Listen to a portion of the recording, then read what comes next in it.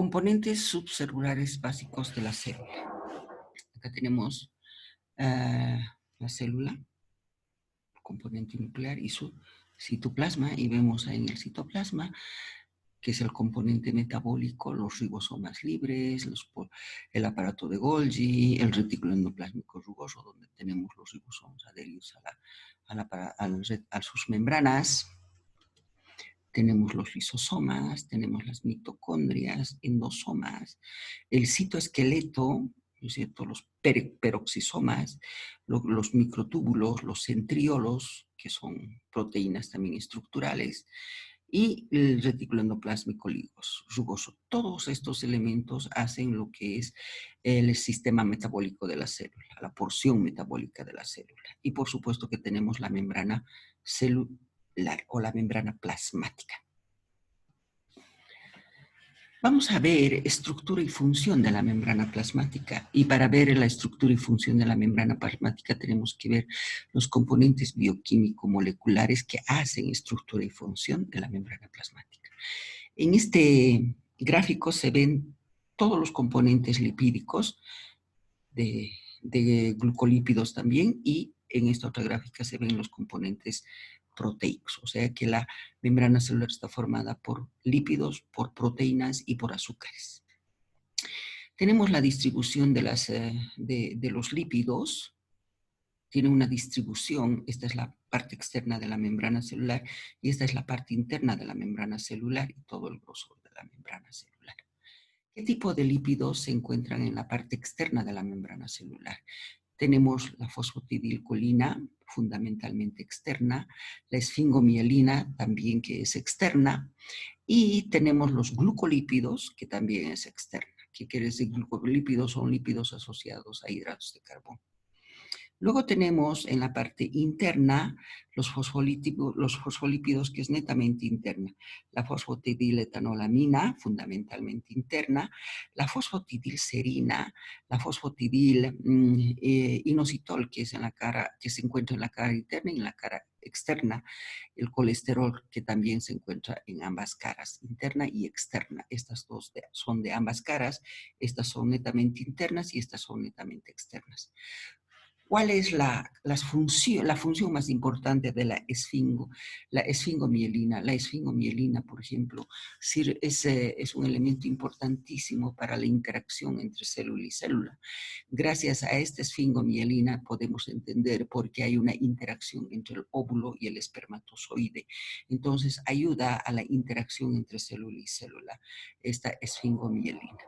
La fosfatidilserina, que es fundamentalmente interna, podría convertirse en porción externa, especialmente cuando se produce la muerte celular programada, que es la apoptosis. Durante la muerte celular programada, que es el proceso de apoptosis, la fosfatidilserina se va a venir a la parte externa de la célula. ¿Y esto por qué? Porque esta fosfatidilserina le sirve a la célula apoptótica o al cuerpo apoptótico como una señal para que el macrófago pueda reconocerla y pueda fagocitarla. Es muy importante la fosfatidilserina durante el proceso de la apoptosis. Y la fosfatidilinositol forma un segundo mensajero, ¿no es cierto? Unos mensajeros que se encuentran en la parte interna de la célula, y son los que van a llevar los mensajes que se recogen a partir de los receptores de la membrana celular hacia el núcleo de la célula. Luego tenemos el componente proteico. Miren, hay un componente, las proteínas transmembranas, que son estas. Estas proteínas transmembranas son las que van a formar los canales que permiten el pasaje de sustancias. También van a formar los receptores de superficie, tipo tirosinosinasa. Esas son proteínas transmembranas. ¿Por qué? Porque atraviesan todo el espesor de la membrana, tienen una porción extracelular y tienen una porción intracelular. La porción extracelular se junta con las proteínas del espacio extracelular. Y ustedes dirán, ¿qué tipo de proteínas? los microorganismos, las células desnaturalizadas, todas las células lesionadas, todas están formadas pues, por proteínas, tienen componente proteico, componente lipídico, componente de azúcares, etcétera. Entonces, los receptores, esta proteína transmembrana se va a unir con esas proteínas de la parte externa de la célula, con las proteínas de los microorganismos, con las proteínas de las células lesionadas, etcétera, etcétera. Y la parte interna de esta proteína transmembrana también se une con las proteínas intracitoplasmáticas. Tenemos proteínas intracitoplasmáticas, por ejemplo, las proteínas del citoesqueleto, ¿no es cierto? La vimentina, etcétera, etcétera. Entonces, es así como los diferentes, es la estructura de la bioquímico molecular de la membrana plasmática. Funciones de la membrana plasmática. Estas son las funciones de la membrana plasmática. ¿Cuál es? Primero tenemos que saber que es una membrana semipermeable que permite el pasaje de sustancias de fuera de la célula adentro de la célula o de dentro de la célula hacia afuera de la célula. ¿Qué elementos pasan de fuera de la célula hacia dentro de la célula? Todos los elementos que pueden ser útiles para la célula. ¿Y qué elementos salen? Todos los elementos que son degradados, que no son útiles y pueden salir de la célula. Entonces, de esa manera, la membrana se hace semipermeable. Pero también la membrana celular separa a un medio interno con un medio externo, cuando estamos hablando de la célula. También a través de la membrana celular vamos a tener receptores de superficie que va a permitir que haya una interacción entre la célula y su medio externo. Tiene muchas funciones la membrana celular. Acá vamos a ver de una de las funciones de la membrana celular. ¿Cuál es el pasaje de sustancias de hacia afuera, hacia adentro o de la parte interna de la célula hacia afuera? ¿Cuáles son esos transportes? Acá tenemos el transporte que utiliza energía. ¿Qué es eso? Tenemos transportadores para que puedan meter o sacar sustancias de la célula, ¿no es cierto? Utilizando energía. Uno de esos transportadores es la bomba de sodio-potasio, ¿no es cierto? Entonces saca sodio de la célula y mete potasio hacia dentro de la célula. Eso es siempre utilizando energía, moléculas de ATP. Bomba de sodio-potasio, transporte activo. El transporte, pero no solamente es este transporte, hay un transporte pasivo. Este transporte pasivo utiliza estos canales que son proteínas transmembranas altamente específicas y permiten pasar las sustancias más pequeñas, pero sin utilización de energía. ¿Por qué? Porque permite el pasaje de las sustancias de una de mayor concentración a una de menor concentración. En cambio, esta es de mayor concentración a menor concentración. Repito, el que utiliza energía es que mueve sustancias de una de menor concentración a una de mayor concentración. El que no utiliza energía es de una de mayor concentración a una de menor concentración de sustancias. Luego tenemos también el hecho de que mete sustancias la membrana celular cuando se deforma y hace sus invaginaciones. Pero hace estas invaginaciones porque tiene ciertas proteínas que le permiten hacer esas invaginaciones. Aquí, por ejemplo, tenemos este tipo de meter sustancias hacia dentro de la célula es por el proceso de endocitosis. Pero ese proceso de endocitosis es gracias a la presencia de proteínas que se encuentran en estas regiones. Acá tenemos estas proteínas que son las caveolinas. Entonces aquí se va a formar una caveola, mediada por caveolas, dice, la invaginación de esta membrana. Entonces se forma una caveola y cuando se desprende va a formar una vesícula endocítica. ¿Ah? Una vesícula endocítica. Esta también es endocitosis, pero mediada por receptores. Acá funcionan los receptores, acá no. Y tenemos una proteína que es la clatrina. Entonces, esta permite también que se formen unas vesículas endocíticas. Miren, ahí está la vesícula endocítica, con todos los elementos que captura, con los receptores de superficie y con la clatrina, que también es una proteína. Una vez de que se ha formado la vesícula endocítica revestida de clatrina, estas vesículas son vesículas completamente neutras y tienen que evolucionar, tienen que madurar, esa es la palabra, tienen que madurar. Y para madurar, acá nosotros tenemos que la clatrina se va a desprender y va a volver otra vez a la membrana celular para ser reutilizada. Y los receptores de superficie también vuelven otra vez para ser reutilizadas o para, si son muy viejas, entonces se deshace. No sirve ya estos receptores.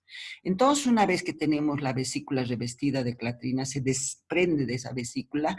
¿Y qué vamos a tener? Vamos a tener la maduración de este endosoma inicial que tiene un pH muy bajo. Entonces, ese pH muy bajo hace de que se haga este endosoma final muy ácido y así está preparada para unirse al lisosoma, que son elementos intracitoplasmáticos membranosos que tienen 40 enzimas hidrolíticas ácidas. Es un medio ácido del lisosoma, entonces por eso es que este endosoma final se va a unir al lisosoma maduro, formando lo que se dice el lisosoma endosoma final. Ahí todos los elementos que han sido fagocitados por endocitosis van a ser destruidos por los lisosomas. Y tenemos la destrucción de los elementos que pueden ser eliminados por exocitosis, porque son desintegrados todos los elementos y son eliminados. Ahora, hay otra, esto se llama proceso de exocitosis, eliminar todos los elementos que no le sirven a la célula hacia afuera de la célula, exocitosis. Tenemos otro proceso donde hablamos de la fagocitosis. Este es un proceso de meter sustancias mucho más grandes, como las bacterias podrían ser, ahí están los microorganismos, bacterias, todos esos elementos, pero acá estamos hablando de fagocitosis, no estamos hablando de endocitosis. ¿Qué es la fagocitosis? Esta fagocitosis, la característica importante es que se realiza una alteración de la estructura de la membrana formando pseudópodos. Entonces se deforma la membrana celular, va a lanzar como una especie de piecitos para poder englobar a este microorganismo y eso se llama fagocitosis. Y lo que se forma es un fagosoma y ese fagosoma se va a unir al lisosoma y de esa manera vamos a tener el fagolisosoma donde también se destruyen, se van a desintegrar los elementos, ¿no es cierto?, de esta fagocitosis y los elementos que no le sirven a la célula van a ser eliminados por exocitosis y los elementos que le sirven van a ser reutilizados por la célula. Este proceso de fagocitosis no se realiza en cualquier tipo de célula, sino en las células altamente especializadas como son los macrófagos y los neutrófilos que realizan el proceso de fagocitosis. Tenemos también otro tipo de penetración de sustancias hacia dentro de la célula o dentro del organismo, que es la transitosis. En esta transitosis, generalmente este tipo de movimientos está altamente especializada en las células del revestimiento, en las células epiteliales que revisten los túbulos del riñón, por ejemplo. Ahí se hace una captura de las células epiteliales, van a capturar elementos, ciertas sustancias. Entonces, una vez de que se forma la vesícula, miren, estos son los elementos que están entrando, se forma una vesícula, se rodea de membrana, ¿no es cierto? Y miren cómo desde la cara superior hasta la cara inferior, sin sufrir ninguna transformación enzimática, va a pasar todito el espesor de la membrana para ser eliminada por la cara basal. De esa manera es utilizada por el organismo porque está entrando hacia el organismo.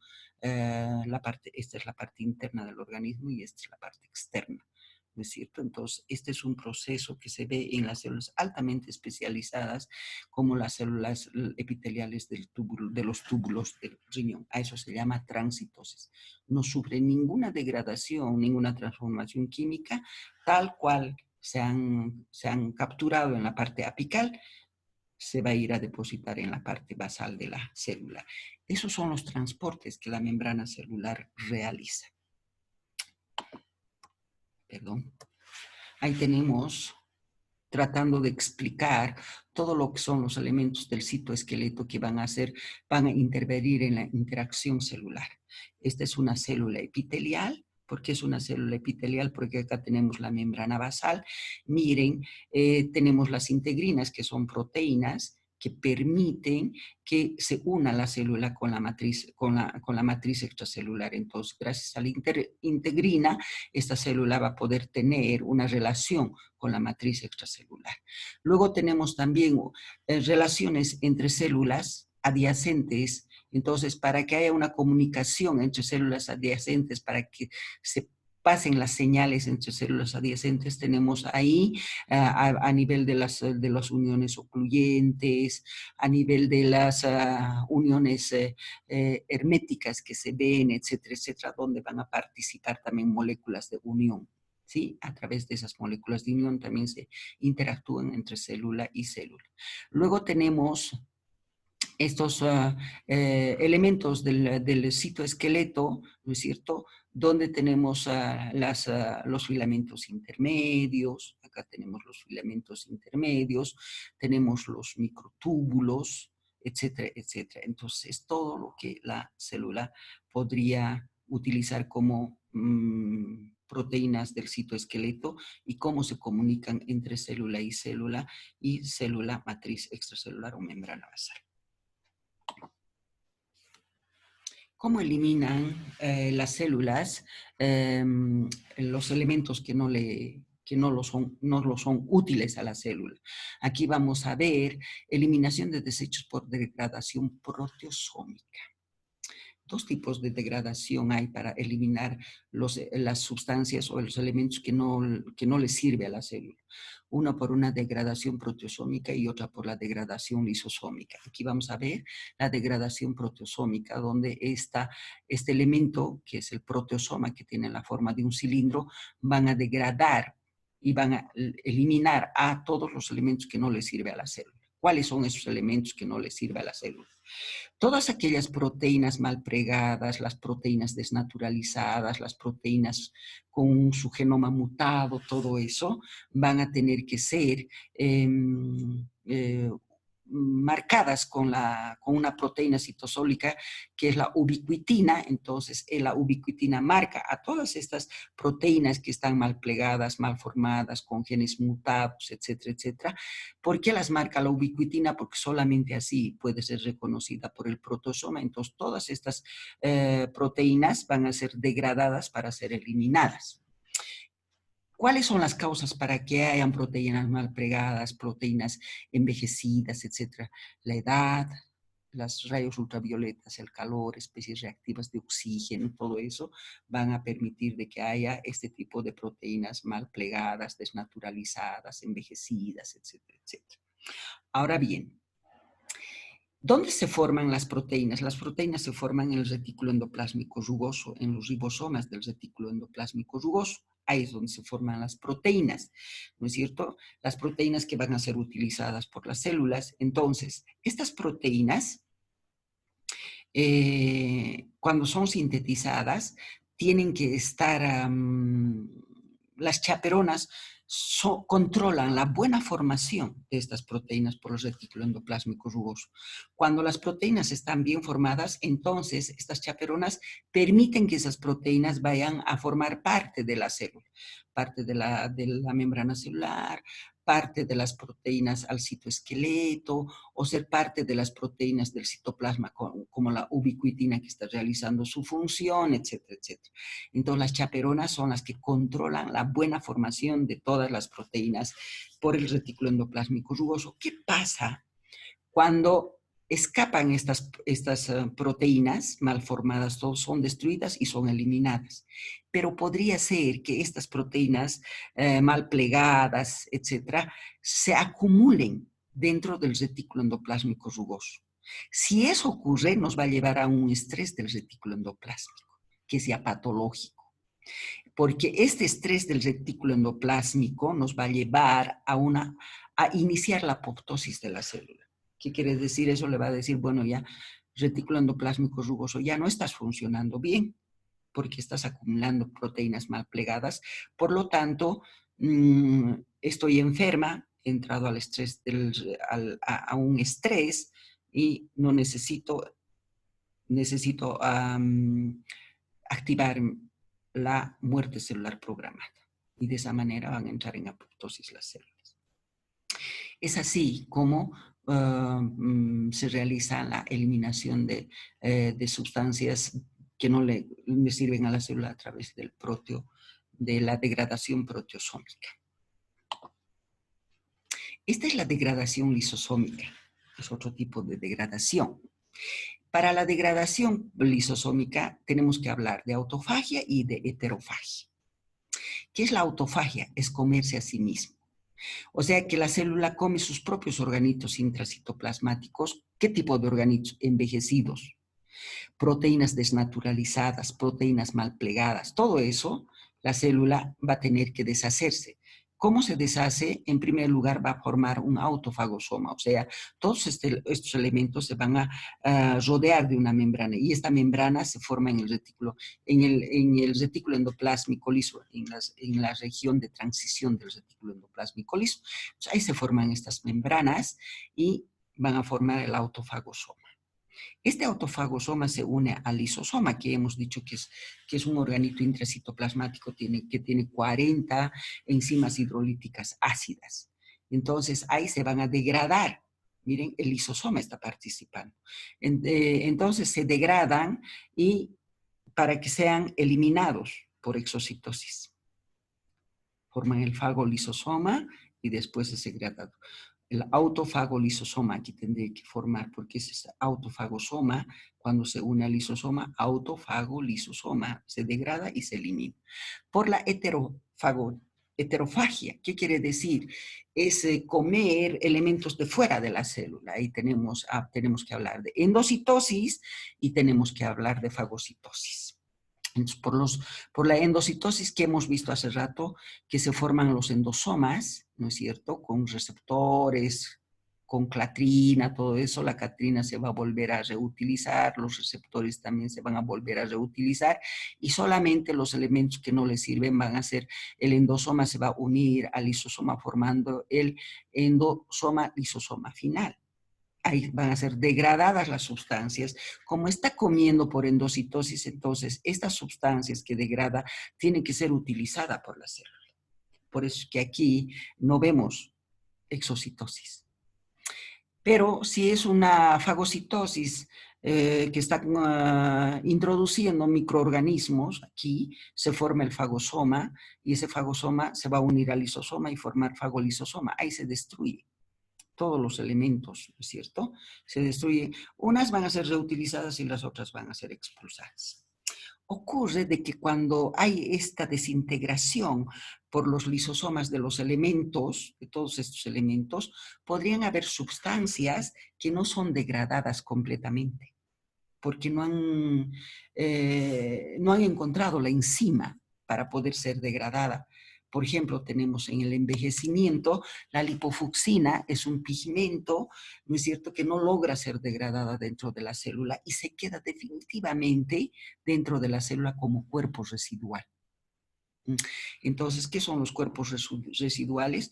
Son elementos que no terminan de degradarse dentro de la célula y se quedan ahí dentro de la célula como cuerpos residuales. Ejemplo de aquella, la lipofucsina, que es un ejemplo que se presenta en las células envejecidas. A mayor cantidad de lipofucsina, más vieja la célula. Esas son la heterofagia y la autofagia. Ahí está, eliminación de desechos. Aquí estoy explicando cómo actúan los lisosomas, ¿no es cierto? Y cómo los organitos envejecidos y todos aquellos van a ser degradadas por autofagia, heterofagia y autofagia. Vayamos, los lisosomas son organitos intracitoplasmáticos membranosos, contienen 40 enzimas hidrolasas ácidas, que son enzimas con un pH menor de 5, metabolizan las sustancias que llegan por las siguientes vías: material internalizado por pinocitosis de la fase líquida, por endocitosis mediada por receptores, o también podría ser que actúa en la heterofagia, donde se forman endosomas dentro de la célula que después se unen a los lisosomas y a medida que madura se vuelven ácidas los elementos en los endosomas, ¿no es cierto? Tienen que madurar para convertirse en ácidas. Los orgánulos envejecidos, como complejos proteínos grandes o proteínas desnaturalizadas, ahí se produce la autofagia.